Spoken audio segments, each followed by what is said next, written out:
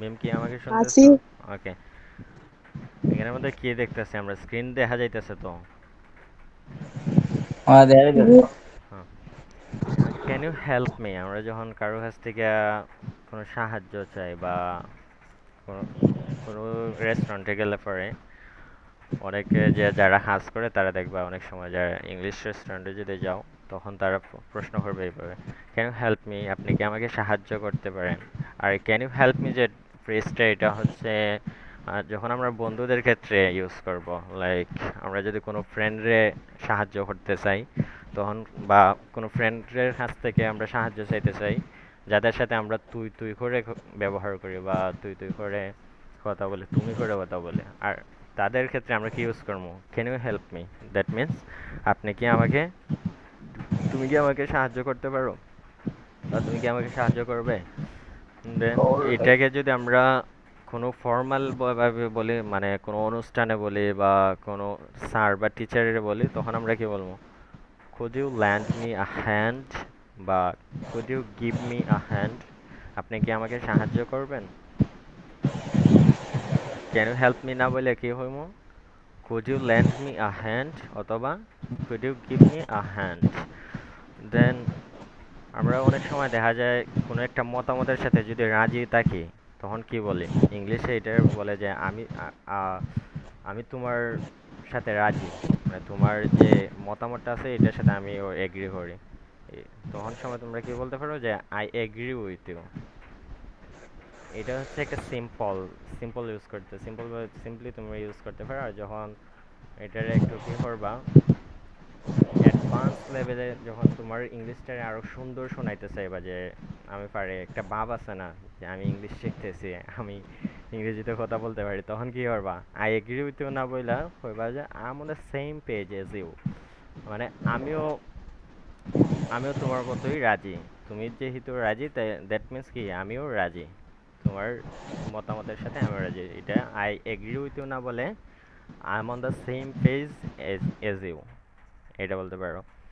Like অনেক সময় I don't no, আমি জানি না, আই ডু নট নো, অর্থাৎ কি তা আমি জানি না। সবাই তো আই ডোন্ট নো ইউজ করে, সবাই আই ডোন্ট নো ইউজ করে না,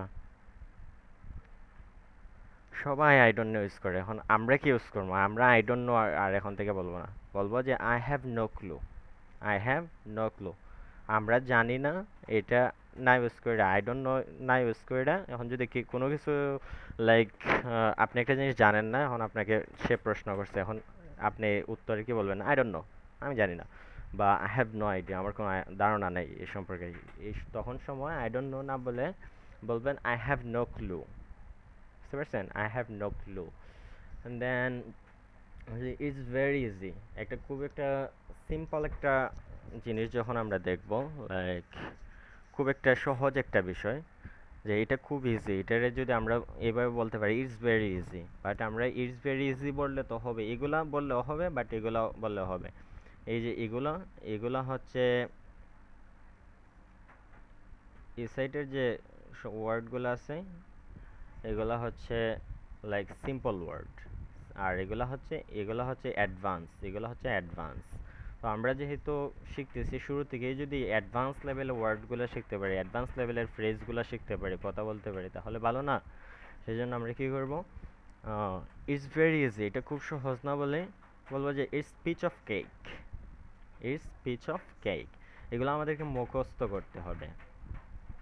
ইটস ভেরি ইজি অর্থ কি এটা খুবই সহজ, ইটস ভেরি ইজি মানে এটা খুব একটা সহজ সিম্পল একটা বিষয়। এটা কে না পারে?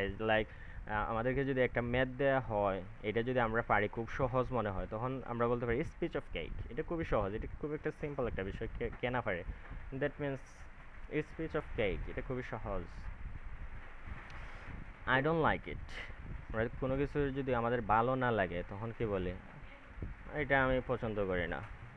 তখন I don't like it, I don't like it, আমি এটা পছন্দ করি না। তখন আমরা বলতে পারি কি? আই ডোন্ট লাইক ইট না বলে বলতে পারি it's not my cup of T, it's not my cup of T, it's not my cup of টি, এটা আমি পছন্দ করি না। It's not my cup of টি মানে কি? এটা আমি পছন্দ করি না। তখন আমরা আই ডোন্ট লাইক ইট এই সিম্পল ফ্রেজটা না ইউজ করে আমরা একটু অ্যাডভান্স লেভেলেরটা ইউজ করব। লাইক আমরা বলবো it's not my cup of T, it's not my cup of টি।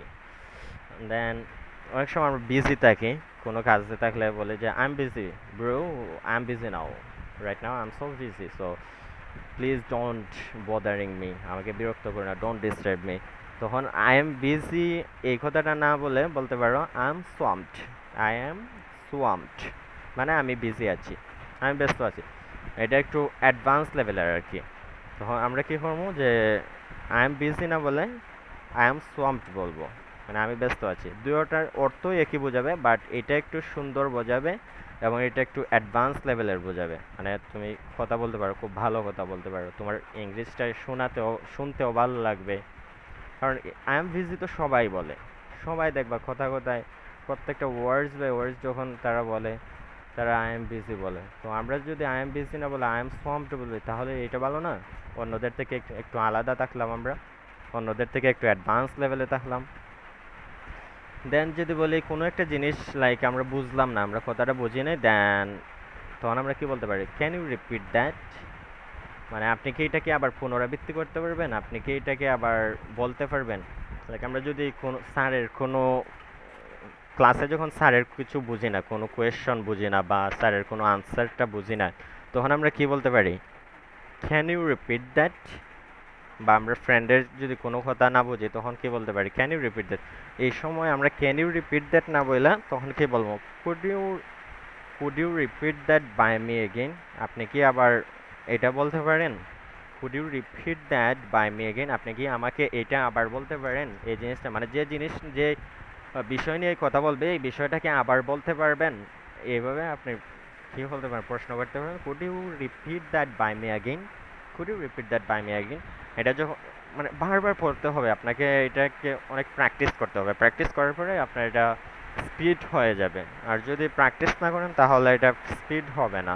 এই জন্য কি বলবা could you repeat that by me again, আর বারবার প্র্যাকটিস করবে ইনশাল্লাহ হয়ে যাবে। ক্যান ইউ রিপিট দ্যাট না বলে আমরা কি বলবো could you repeat that by me again. And then last last phrase যেটা আজকের জন্য, এটা হচ্ছে অনেক সময় যখন আমরা কিছু বুঝে যাই বা কাউকে বলি যে তুমি কি বুঝেছো, you understand, do you understand, তুমি কি বুঝেছো, ডু ইউ আন্ডারস্ট্যান্ড, তুমি কি বুঝেছো। আবার যদি বলি যে আই আন্ডারস্ট্যান্ড, আমি বুঝেছি, আমি বুঝি, আমি বুঝি, আই আন্ডারস্টুড, আমি বুঝেছি, তখন সময় কি বলতে পারি গট ইট, আমি বুঝেছি। বা তখন আমরা বলতে পারি যদি আমরা প্রেজেন্ট টেন্সে ইউজ করে আমি বুঝি বলি তাইলে বলতে পারি গেট ইট, গেট ইট। আর যদি বলি যে হ্যাঁ আমি এটা বুঝেছি, এই বিষয়টা আমি বুঝেছি, that means you can say got it, yes I got it. আর এই জায়গার মধ্যে আই আন্ডারস্টুড না বলে, আন্ডারস্টুড না বলে গট ইট বলতে পারো, যে I got it, I got it. অথবা বলতে পারো দ্যাট মেক সেন্স, এটা সেন্স মেক করে, আমি যে মানে আমি এই জিনিসটা বিষয়টা বুঝছি, তো কোনো সমস্যা নাই, বুঝতে পারছেন। So I hope you got it.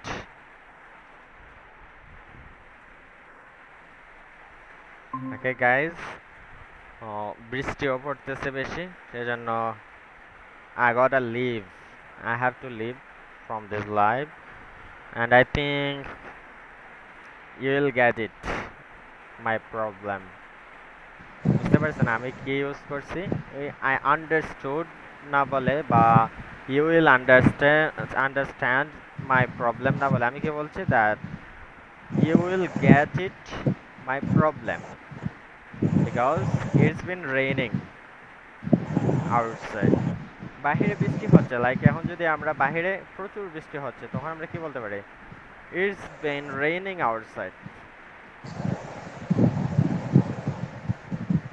It's been raining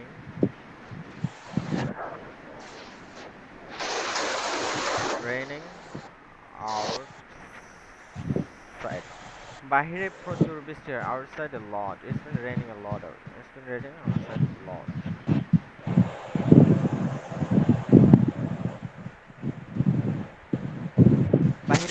বৃষ্টি হচ্ছে, তখন আমরা কি বলতে পারি? ইটস বিন রেইনিং আউটসাইড আ লট। বাইরে প্রচুর বৃষ্টি হচ্ছে।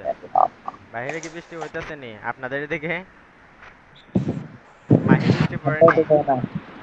না না না বৃষ্টি পড়ে না? না না আমাদের এদিকে প্রচুর বৃষ্টি হচ্ছে। ইটস বিন রেইনিং আউটসাইড আ লট। প্রচুর বৃষ্টি হচ্ছে। ভাইয়া বৃষ্টির কারণে হঠাৎ বোঝা যাচ্ছে